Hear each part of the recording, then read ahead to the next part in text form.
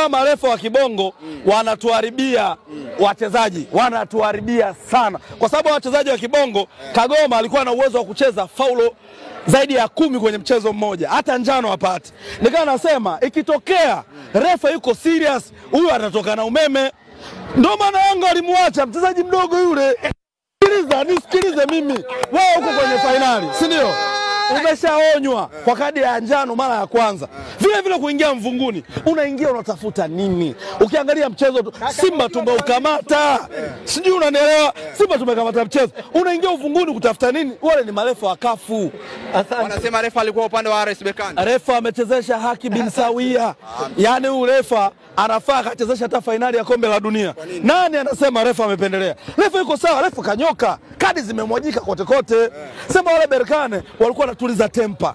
Si unanielewa? Watu wanang'ang'aniana, unamng'ang'ania Mwarabu. Nimeona pia mmeng'ang'aniana nyinyi kwa nyinyi Kamara na Ali. Ndio ujinga ule. Ndio ule ujinga walisemaje? Atakaye husika kuhujumu matokeo tutamng'ang'ania. Kwa hiyo nani Kamara kahujumu, unajua ameng'ang'aniwa na Ngoma. Sikang'ang'aniwa. Unapigana nyie kwa nyie. Which yani mambo gani hayo ya kitoto?